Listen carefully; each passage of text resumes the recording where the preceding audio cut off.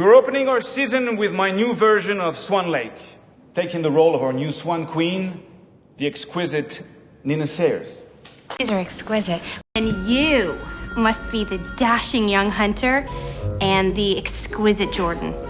You know, we have words we use all the time. Words like beautiful or nice, they get the job done. But what about those moments, those rare moments that just demand something more? We're about to dive deep into a word that captures a level of beauty so intense, it's almost staggering.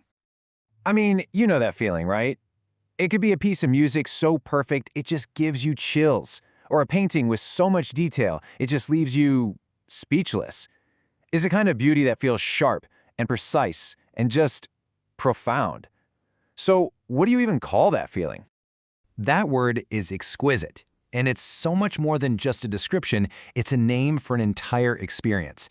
It's the word we have to reach for when beautiful just doesn't cut it, when it can't possibly capture the sheer intensity and perfection of what's in front of us. Okay, so what gives this one word all that power? Let's break it down and get to the absolute core of what exquisite really means. Now, if you look it up, the dictionary gives it a pretty simple definition: extremely beautiful and delicate. And I mean, that's fine, it's a start, but honestly, that definition barely scratches the surface. The real magic of this word is in the details.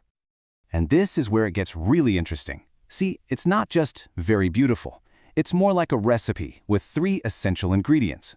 First, you need an intense beauty, something that completely captures your attention. Then you need intricate detail, something that shows off incredible skill. And finally, there's a sense of rarity, that feeling that you're experiencing something truly special, something you won't see every day. So, with that idea in mind, let's see how exquisite actually works out in the real world. How can we start using it to make our own language a little more precise and, frankly, a little more powerful? This is a perfect example. You wouldn't just look at a masterpiece like this and say it was nice. The word exquisite immediately tells you about the tiny, perfect gears, the flawless engravings, all that masterful craftsmanship that makes it a true work of art. And see, it's not just for objects. Here, exquisite is describing a skill. It's not just saying the ballerina is a good dancer. It's saying that every single movement is perfect. It's delicate, and it flows with this rare kind of elegance. You can almost feel the years of practice behind that one word. Oh yeah, you can even use it for senses, like taste. But notice the difference. It's not just yummy or delicious. It's exquisite, because the flavors are so perfectly balanced, they're delicate, and they're combined in a way that feels like actual art. It's a refined, complex, and beautiful experience. Now, if you really want to master this word, you have to know not just when to use it, but maybe more importantly, when not to use it. So let's look at a really common mistake. This, right here, gets to the very heart of the word. A hamburger can be amazing, right? It could be the best one you've ever had, but you just wouldn't call it exquisite. Why?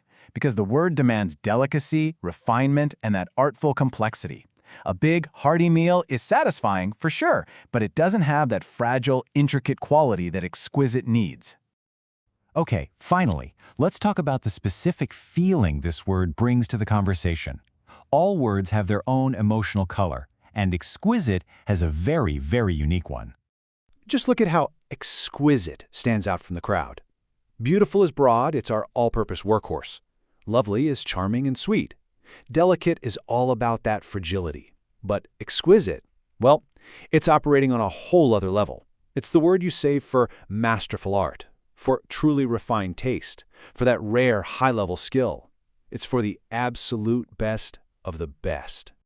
So, after all that, what's the one big takeaway? I think it's this. Exquisite describes a very specific kind of perfection. It's not just beauty. It's a beauty that is so intense, so rare, and born from such incredible skill that it almost feels fragile. It's the word we use for a fleeting moment of pure flawlessness. So, I'll leave you at this challenge. Now that you have this deeper understanding of the word, what is the most truly exquisite thing you have ever experienced? Was it a piece of music, a flavor, a moment in nature? Really think about it. Thanks for digging into this with me.